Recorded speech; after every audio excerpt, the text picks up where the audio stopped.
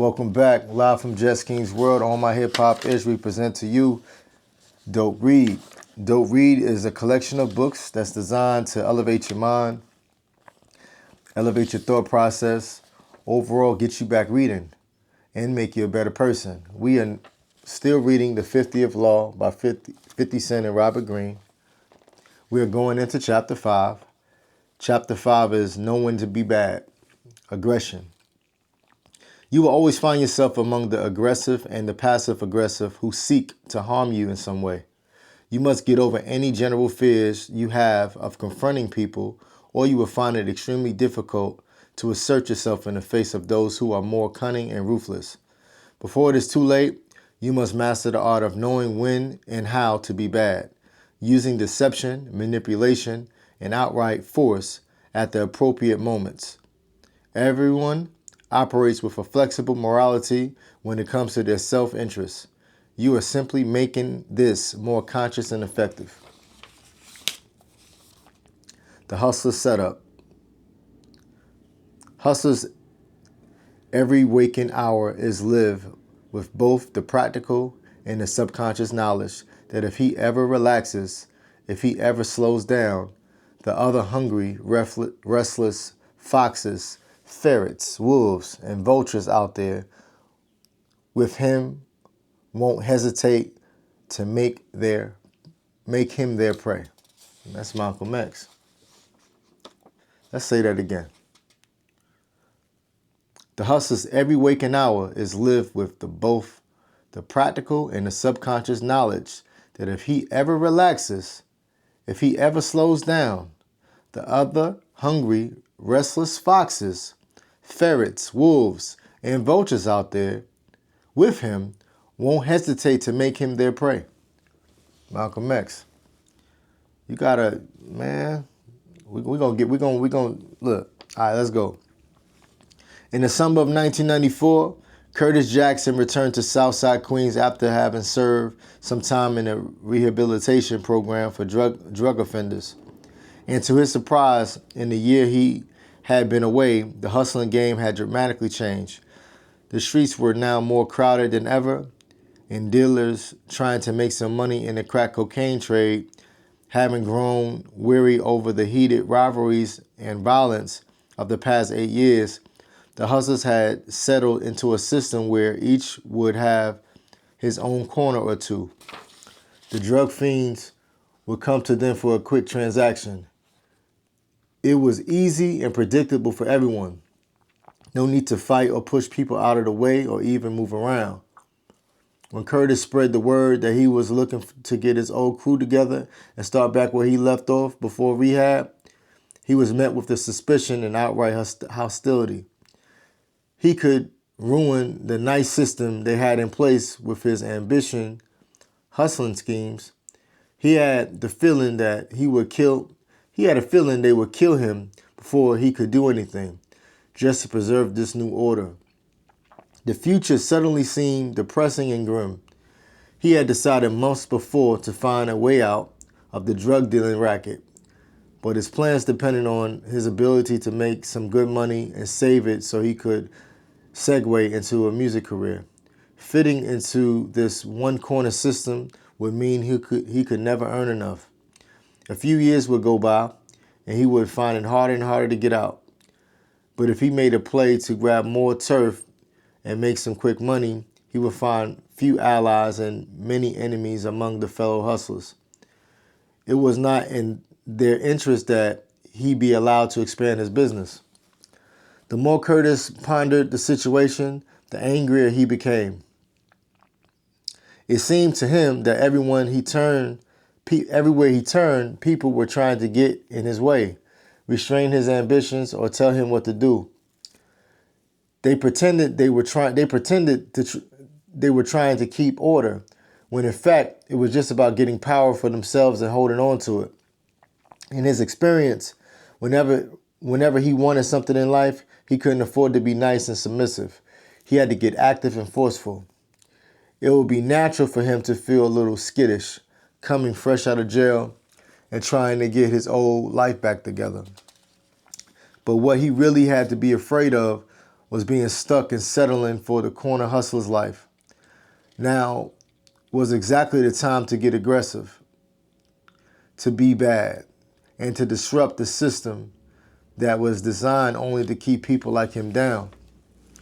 He thought back to the great hustlers he had known in the neighborhood. One of the most successful strategies was the setup, a variation of the old con game of bait and switch. You distract people with something dramatic and emotional, and while they are not paying attention to you, you grab what you want. He had seen it executed dozens of times, and as he thought about it, he realized he had the material for the perfect distraction. While in rehab, he had befriended the ringleader of a gang of Brooklyn stick-up artists. They were notorious for their efficiency and intimidating presence. For the setup, Curtis would lay low for a few weeks, working a corner like everyone else, and appearing to go along with the new system. He would then hire these stick-up artists on a slide to rob all the neighborhood hustlers, including Curtis himself, of the jewelry, money, and drugs. They would make several sweeps of the area over the course of a few weeks. As part of the deal, they would keep the money and jewelry from the robberies. Curtis would get the drugs. Nobody would suspect his involvement. In the weeks to come, he watched with amusement as the sudden appearance of the stick-up artists in his neighborhood caused panic among the hustlers, some of whom were his friends. He pretended to share their distress. These Brooklyn gangsters were not to be messed with. Although overnight, the dealers' whole way of life was disrupted. They were forced now to carry guns for protection, but this created a new set of problems. The police were everywhere, making random checks, and to be caught loitering with a gun would mean solid prison time. The hustlers could no longer simply stand on the corner and wait for the drug fiends to come to them. They had to keep in constant motion to avoid the police. For some, getting called on their beepers was the only way to arrange a deal. Everything became more complicated and business slowed down. The old model, tight and static, had been exploited, and now Curtis moved into the breach with some new colored capsules and packaged and sold to the fiends. Sometimes he included in the sales some free capsules, which happened to be the drugs he had accumulated from the robberies. The fiends began to flock to him. While the other hustlers were too upset to notice the trick that had been played, by the time they had figured it out, it was too late. Curtis had expanded his business and was well off on his way to buying his freedom. Several years later, Curtis, known as 50 Cent, had carved out a path towards a career as a rapper. He had a deal with Columbia Records and the future looked reasonably bright. But 50 was not one to be duped by the usual dreams. He quickly saw that there was only so much room for the top performers who could bank on a solid career in this business. He, along with everyone else, was fighting for crumbs and attention. The artist might get temporary success with a hit here or there, but it wouldn't last. They had no power to alter the dynamic. What was worse, 50 had made some enemies in the business. He was so ambitious as a hustler with talent, there were people who mistrusted and feared him. They worked behind the scenes to make sure he would not get far in the industry. As 50 had learned, talent and good intentions are never enough in this world. You need to be fearless and strategic. When you face people's indifference or outright hostility, you have to get aggressive and push them out of your way by any means necessary, and not worry about some people disliking you. In this case, he looked for any opportunity to make such a bold move. And one evening, a chance encounter provided this for him. At a club in Manhattan, 50 was talking with a friend from the neighborhood when he saw rapper Ja Rule staring in his direction. Several weeks before, 50's friend had robbed Ja Rule some jewelry in broad daylight. 50 expected Ja to come over and cause some trouble. Instead, he looked away and decided to ignore them. This was rather shocking. Ja Rule was one of the hottest rappers in the business. He had built his reputation on being a gangster from Southside Queens, his lyrics reflecting this tough guy image. He and his record label Murder Inc. had allied themselves with Kenneth Supreme McGriff, former head of the Supreme Team, a gang that had dominated the New York drug business in the 1980s with their ruthless tactics. Supreme gave them street credibility, and Murder Inc. gave Supreme an entry into the music business, something legitimate to distance himself from the dark past. No real hustlers or gangsters would ever ignore the man who had robbed him so brazenly. What this meant to 50 was that Ja was fake, his lyrics and image all a show to make money. He was arrogant yet insecure. As he contemplated this, the idea for a masterful setup took shape in his mind, one that would draw attention and help catapult him past all those who stood in his way. In the weeks to come, 50 began releasing diss tracks that took aim at Ja Rule, painting him as a studio gangster who rapped about things that he had never experienced. Ja must have been annoyed, but he did not respond to 50's taunts. He was clearly too big to concern himself with a small fry. 50's next move, however, could not be ignored. He released a song that detailed the activities of the most notorious gang leaders, including Supreme, in Southside Queens in the 1980s. As the song became popular on the streets, it brought Supreme the kind of attention he was trying to avoid. Now that he was going legitimate, this made him angry and suspicious. What might 50 do next? He pressured Ja Rule to go after and destroy this upstart before he went too far. Ja was now forced into going after him. He tried whatever he could to shut 50 up. He spread nasty rumors about 50's past and attempted to block any record deals he might have. At one point, finding 50 in the same recording studio he was at. Ja and his cohorts started a brawl. Ja wanted to intimidate 50 with his muscle and reputation, but this only made 50 increase the pace of diss tracks that he released. He wanted to push all of Ja's buttons, making him angry and insecure, burning for revenge. He stayed cool and strategic while Ja would lose control. To this purpose, he called Ja a wankster, a wannabe gangster. He parodied his singing style, his lyrics, everything about his supposed tough guy image. The songs were hard-driving, biting, and humorous. Slowly and surely, Ja became more and more furious as these songs made it to the radio, and journalists peppered him with questions about 50. He had to prove his roughness, that he was no wankster, so he released his own diss tracks. These songs were not witty, however, only violent and vicious. Without realizing it, he had become defensive and not very entertaining. 50's first record came at about the same time as one of Ja's, and his sales far eclipsed through those of his rivals. Now, he was the star, and Ja began to fade from the scene. Befitting his new role, 50 stopped the attacks almost out of pity for his former rival.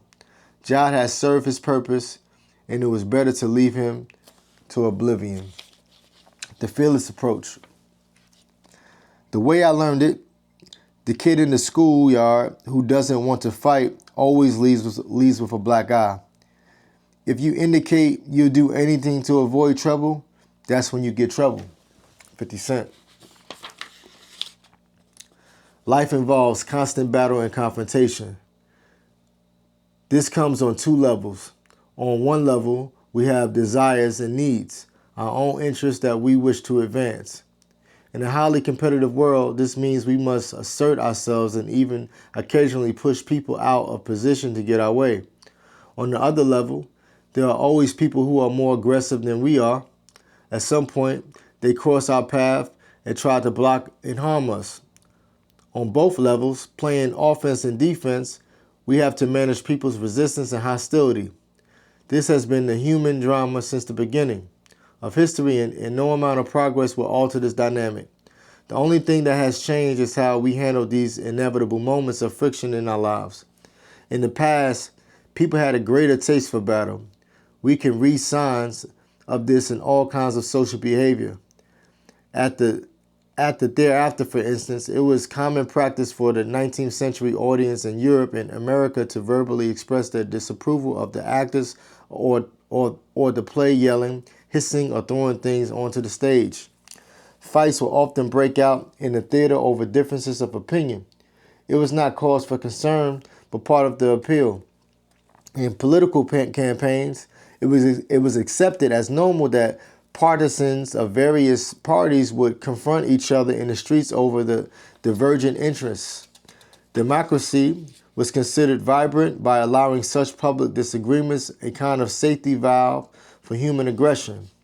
Now we tend to find the opposite. We are generally much more skittish when it comes to confrontation. We often take it personally if someone overtly disagrees with us or expresses an opinion contrary to our own. We are also more afraid of saying something that could possibly offend those around us, as if their egos were too fragile. The culture tends to elevate as its ideal a spirit of cooperation. Being democratic and fair means getting along with others, fitting in, and not ruffling feathers. Conflict and friction are almost evil. We are encouraged to be agreeable. Nevertheless, the human animal retains its aggression impulses, and all that happens that many people change this energy into passive aggression behavior, which makes everything more complicated. In such an atmosphere, we all pay a price. When it comes to the offensive side of power, in which we are required to take forceful and necessary action to advance our interests, we are often hesitant and uncertain. When dealing with the aggressors and passive aggressors around us, we can be quite naive. We want to believe that people are basically peaceful and desire the same things as ourselves. We often learn too late that this is not the case. The inability to deal with what is inevitable in life is the cause of so many problems. We work to postpone or avoid conflicts. And when they reach a point where they can no longer play in such a passive game, we lack the experience and the habit of meeting them head on. The first step is overcoming this is to realize that the ability to deal with conflict is a function in inner strength versus fear. And that is, it has nothing to do with goodness or badness. When you feel weak and afraid, you have the sense that you cannot handle any kind of confrontation. You might fall apart or lose control or get hurt. Better to keep everything smooth. Better to keep everything smooth and even. Your main goal then is to be liked, which becomes a kind of defensive shield. So much of what passes for good and nice behavior is really a reflection of deep fears. What you want instead is to feel secure and strong from within.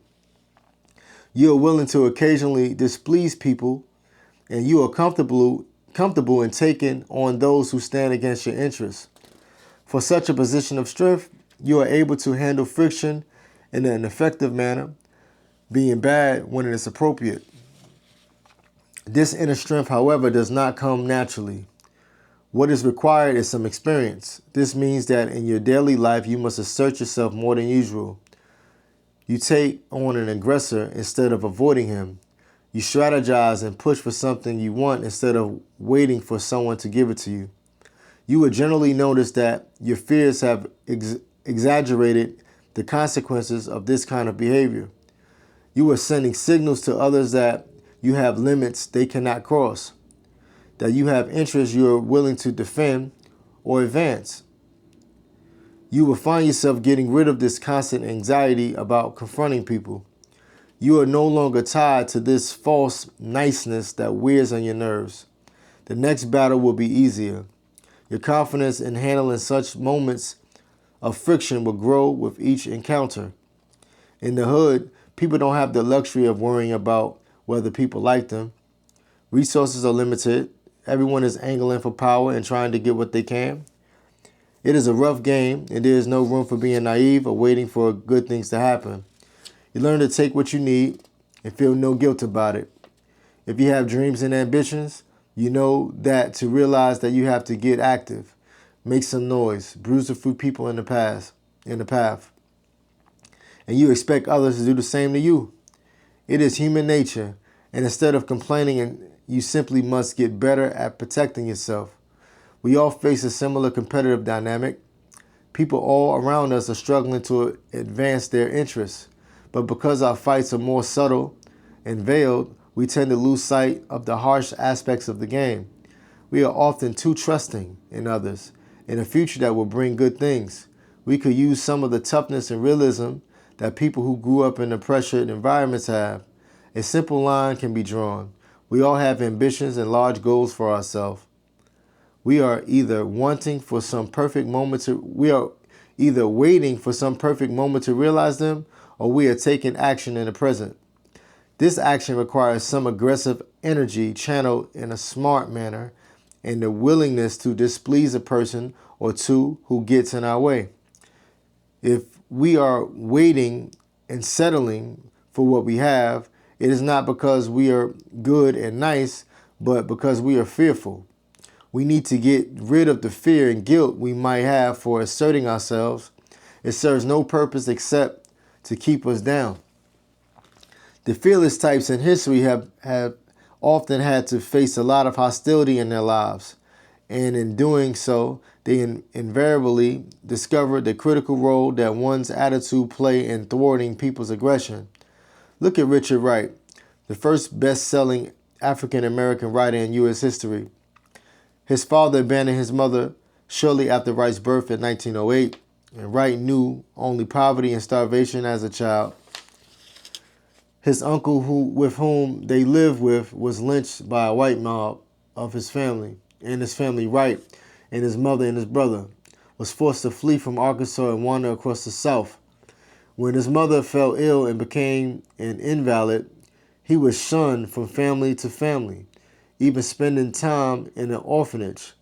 The family members who took him in, themselves poor and frustrated, beat him insistently.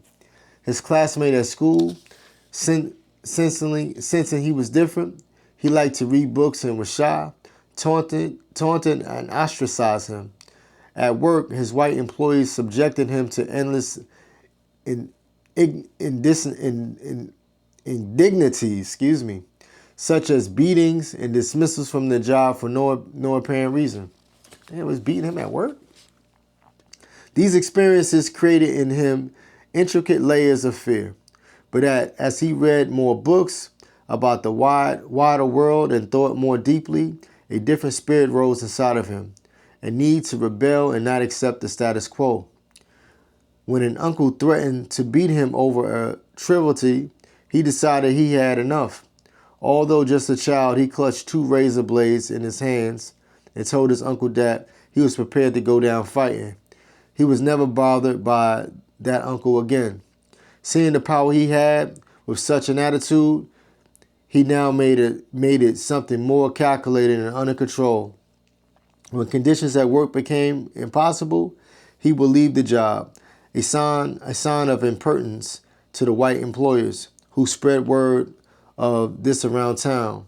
He didn't care if people thought he was different. He was proud of it, feeling like he was going to be trapped in Jackson, Mississippi for the rest of his life and yearning to escape to the north.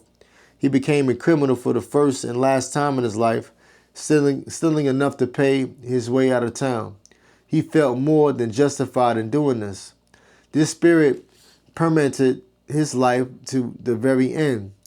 As a successful writer, now living in Chicago, he felt that his novels were being misread by the white public. They found a way to soften his message about racial prejudices to see what they wanted to see in his work. He realized he had been holding back, tailoring his words to appeal to them. He had to rise again above the fear of pleasing others and writing a book that could not be misread, that would be as bleak as their life he had known. This became Native Son, his most famous and successful novel. With Wright had discovered was simple. When you submit in spirit to aggressors or to an unjust and impossible situation, you do not buy yourself any real peace. You encourage people to go further and take more from you, to use you for their own purposes. They sense you lack of self-respect and they feel justified in mistreating you. When you are humble, you reap the wages of humility. You must develop the opposite, a fighting stance that comes from deep within and cannot be shaken. You force some respect. This is how it is in life for everyone. People will take from you what they can. If they sense that you are the type of person who accepts and submits, they will push and push until they have established an exploitative relationship with you. Some will do this overtly. Others are more slippery and passive aggressive. You must demonstrate to them that there are lines that cannot be crossed. They will pay a price for trying to push you around. This comes from your attitude, fearless and always prepared to fight. It radiates outward and can be read in your manner without you having to speak a word. By a paradoxical law of human nature, trying to please people less will make them more likely in the long run to respect and treat you better. Look, no more people pleasing. No people please at all. Keys to fearlessness. For how we live is so far removed from how we ought to live. That who abandons what is done for what ought to be done will rather learn to bring about his own ruin than his preservation. A man who wishes to make a profession of goodness in everything must necessarily come to grief among so many who are not good. Therefore, it is necessary for a prince who wishes to maintain himself to learn how not to be good and to use this knowledge and not use it according to the necessity of the case. Nicky Machiavelli. When it comes to morality, almost all of us experience a split in our consciousness. On one hand, we understand the need to follow certain basic codes of behavior that have been in place for centuries. We try our best to live by them. On the other hand, we also sense that the world has become infinitely more competitive than anything our parents or grandparents have known. To go ahead in the world, we must be willing to occasionally bend that moral code, to play with appearances, to hedge the truth and make ourselves look better, to manipulate a person or two to secure our position. The culture at large reflects this division. It emphasizes value of cooperation and decency, while trickulating us constantly in the media with endless stories of those who have risen to the top by being bad and ruthless. We are both drawn to and repulsed by these stories. This split creates an abundance of awkwardness in our actions. We are not very good at being either good or bad. When we do the manipulative acts that are necessary, it is with a half heart and some guilt. We are not sure how to operate in this way, when to play the more aggressive role or how far to go. The great 16th century Florentine writer Niccolò Machiavelli noticed a similar phenomenon in this day. On a different level, Italy has splintered into several city-states that were constantly intriguing for power. It was a dangerous, complicated environment for a leader. In facing the rival state, a prince had to be extremely careful. He knew that these rivals would do anything to advance their interests, including cutting deals with others to isolate or destroy him. He had to be ready to attempt any kind of maneuver to protect his state. At the same time, he was imbued with Christian values. He had to juggle two codes of behavior. one for private life and another for the game of power. This made for awkwardness. Nobody really defined the moral parameters for how to defend and advance his state. If he became too aggressive, he would look bad on the world stage and suffer for it. If he was too good and gentle, his state could be overrun by a rival, bringing misery for his citizenry. For Machiavelli, the problem wasn't the leader adjusting his morality to the circumstance. Everyone does that. It was that he did not do it well. Too often he would be aggressive when he needed to be cunning, or vice versa. He would not recognize in time that our friendly state that was now plotting against him, and his response would be too desperate. When a venture succeeds, people tend to overlook some of the nasty tactics you were forced to use. When a venture fails, those same tactics become scrutinized and condemned. A prince or a leader must first and foremost be effective in his actions, and to do so, he must master the art of knowing when and how to be bad. This requires some fearlessness and flexibility. When the situation calls for it, he must be the lion, aggressive and direct in protecting the state or grabbing something to secure his interests. At other times, he has to be the fox, getting his way through crafty maneuvers that disguise his aggression. And often he must play the lamb, the meek, differential, and good creature is exalted in culture. He is bad in the right way, calibrated to the situation, and careful to make his actions look justified to the public, reserving his nastier tactics for behind the scenes. If he masters the art of being bad, he uses it sparingly, and he creates more peace and power for his citizens than the awkward prince who tries to be too good. This should be the model for us as well. We are all now princes competing with thousands of rival states. We have our aggressive impulses and our desires for power. These impulses are dangerous. If we act upon them unconsciously or awkwardly, we can create endless problems for ourselves. We must learn to recognize the situation that require assertive yet controlled actions and which mode of attack, fox or lion, is suitable.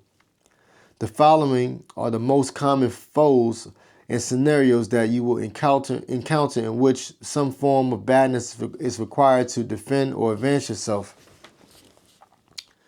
Aggressors. By 1905, there was some of the left in the United States who have grown discontented with President Franklin Delano Roosevelt reforms, known as the New Deal. They believed these reforms were not working fast enough. They decided to band together to form what would later be known as the Union Party to galvanize the discontent. They were going to run against FDR in 1936, and the threat was very real that they would gain enough support to throw the election to the Republicans. Within this group was Huey Long, the great populist senator from Louisiana, and Father Charles Colin, the Catholic priest who had a popular radio program. Their ideas were vaguely socialistic and appealed to many who felt disenfranchised during the Great Depression. Their attacks on FDR began to have an effect. His poll numbers went down.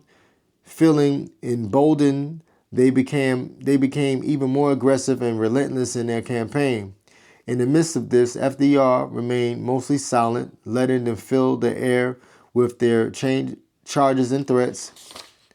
His advisors panicked. They felt he was being too passive. But for Roosevelt, it was part of his plan. He felt certain that the public would grow tired of their shrill attacks, and the months went on. He sensed that the factions within the Union Party would begin to fight among themselves, and the election neared. He ordered his surrogates to not attack these men. At the same time, he went to work behind the scenes. In Louisiana, he fired as many Long supporters working for the government as possible and replaced them with those on his side. He launched detailed investigations into the senator's financial affairs. With Coughlin, he worked to isolate him from other notable Catholic priests, making him look like a fringe radical. He introduced laws that forced Coughlin to get an operating permit to broadcast his shows. The government found reason to deny his request and temporarily silence him. All of this served to confuse and frighten FDR's foes. As he had predicted, the party began to splinter and the public lost interest. Roosevelt won the 1936 election in an unprecedented landslide. FDR had understood the basic principles in squaring off against aggressors who are directed and relentless. If you meet them head on, you are forced to fight on their terms. Unless you happen to be an aggressive type, you are generally at a disadvantage against those who have simple ideas and fierce energy. It is best to fight them in an indirect manner, concealing your intentions and doing what you can behind the scenes, hidden from the public, to create obstacles and sow confusion.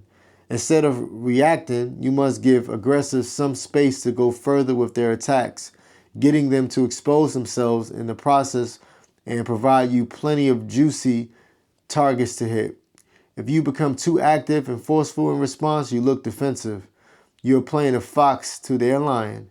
Remaining cool and calculating, doing whatever you can to make them more emotional, and baiting them to fall apart through their own reckless energy. Then you got the passive aggressors. These types are masters at disguise. They present themselves as weak and helpless, or highly moral and righteous, or friendly and intriguing. This makes them hard to pick out at first glance. They send all kinds of mixed signals, alerting between friendly, cool, and hostile, creating confusion and conflicting emotions. If you try to call them on their behavior, they use this confusion to make you feel guilty, as if you were the one who was the source of the problem. Once you are drawn into their dramas with your emotions engaged, it can be very difficult to detach yourself. The key is recognizing them in time to take the appropriate action. When the Grand Duchess Catherine, future Empress of Russia, Catherine the Great, met her husband-to-be, Peter, she felt he was an innocent child at heart. He continued to play with toy soldiers and had a petulant, moody temperament. Then, shortly after their marriage in 1745, she began to detect a different side of his character. In private, they got along well enough, but then she would hear from secondhand sources of all kind of nasty stories that how he had regretted their marriage and how he preferred her chambermaid. What was she to believe? These stories of his geniality when they were together. After he became Tsar Peter III, he would aggressively invite Catherine to visit him in the morning, but then he would ignore her. When the royal gardener stopped delivering her favorite fruits, she found out it was on his orders. Peter was doing everything he could to make her life miserable and humiliate her in subtle ways. Fortunately, Catherine figured out early on that he was a master manipulator. His childish exterior was clearly there to distract attention from his petty, vindictive core. His goal, she believed, was to bait her into doing something rash that would give him an excuse to isolate or get rid of her. She decided to bide her time, be as gracious as possible, and win over some key allies in the court and the military, many of whom had come to despise the Tsar. Finally, certain of her allies' support, she instigated a coup that would get rid of him once and for all. When it became clear that the military had sided with Catherine and that he was to be arrested, Peter started to beg and plead with her. He would change his ways and that they would rule together. She did not reply. She sent another message saying he would, if only he could return peacefully, if his own estate was his mistress. She refused to bargain. He was arrested and soon thereafter murdered by one of the coup intriguers, perhaps with the approval of the Empress. Catherine was a classic fearless type. She understood that with passive aggressors, you must not get emotional and drawn into their endless intrigues. If you respond indirectly with a kind of passive aggression yourself, you play into their hands. They are better at this game than you are. Being an underhanded and tricky only spurs on their insecurities and intensifies their vindictive nature. The only way to treat these types is to take bold, uncompromising action that either discourages further nonsense or sends them running away. They respond only to power and leverage. Having allies higher up the chain can serve as a mean of blocking them. You are playing the lion to their fox, making them afraid of you. They see there will be real consequences if they continue their behavior in any form. To recognize such types, look for extremes in behavior that are not natural, too kind, too intriguing, too moral. They are more likely disguises that are worn to deflect attention from their true nature. Better to be proactive and take precautionary measures the moment you feel they are trying to get into your life. And then you got unjust situations. Sometime in the early 1850s, Abraham Lincoln came to the conclusion that the institution of slavery was the great stain on our democracy that had to be eliminated. But as he surveyed the political landscape, he became concerned. The politicians on the left were too noisy and righteous in their favor to promote abolition. Abolition. They would polarize the country, and the slaveholders could easily exploit their political divisions to maintain their way of life for decades. Lincoln was to consummate realist. If your goal is to end an injustice, you have to aim for results, and that required being strategic and more deceptive.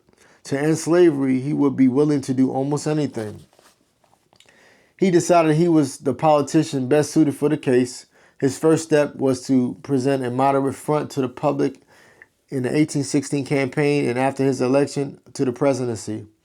He gave the impression that his main goal was to maintain union and to gradually please slavery out of existence, though, through a policy of containment. When war became inevitable in 1861, he decided to lay a cleaver trap for the South, baiting them into an attack on Fort Sumter that would force him to declare war. This made it seem that the North was the victim of aggression. All of these maneuvers were designed to keep his support in the North relatively unified. To oppose him was to oppose his efforts to defeat the South and maintain a union. The slavery issue slipping into the background. The unified front on his side made it almost impossible for the enemy to play political games.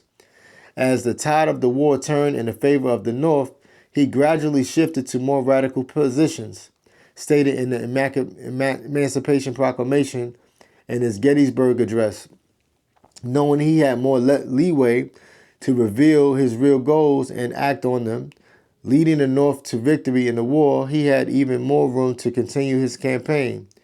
In sum, to defeat slavery, Lincoln was prepared to publicly manipulate opinion by concealing his intentions and to practice outright deceit in his political maneuverings.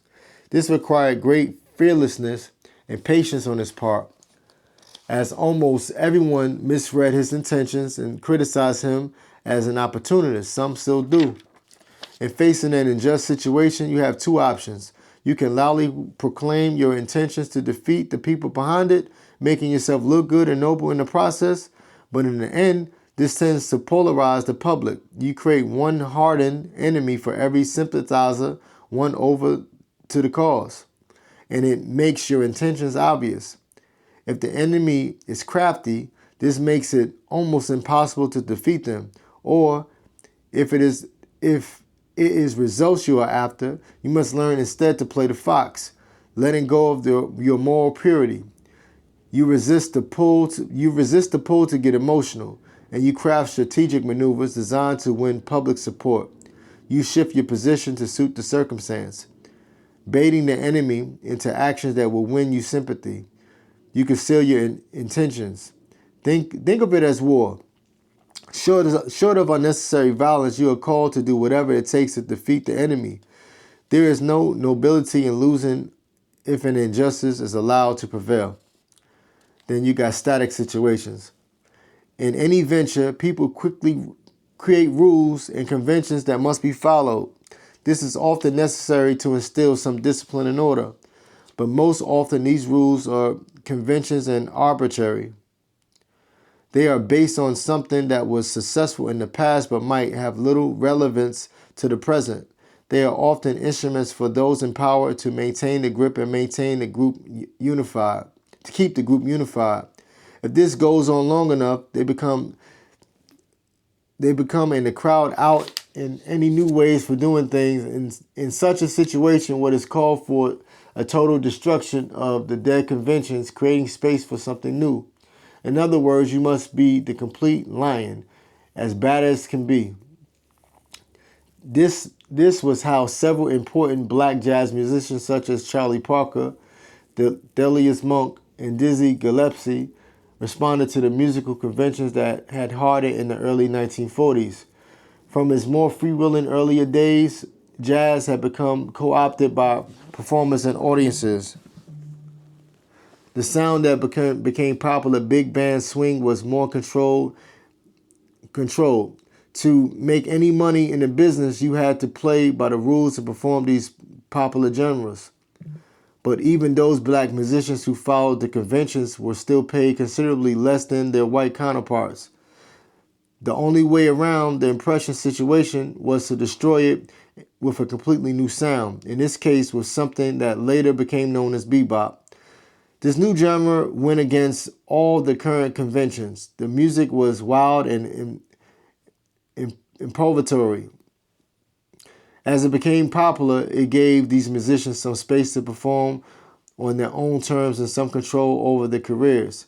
Now the static situation was broken and the field was left open to the great jazz innovations of the 1950s and 60s. In general, you must be less respectful of the rules that other people have established. They do not necessarily fit the tunes of your temperament. And there is great power to be held by being the one to initiate a new order.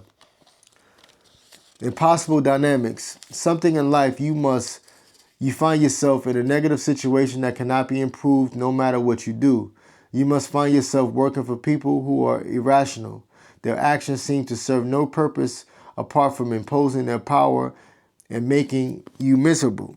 Everything you do is wrong. Or it could be a relationship in which you are constantly forced to rescue a person. This usually involves types who present themselves as weak victims in need of attention and assistance.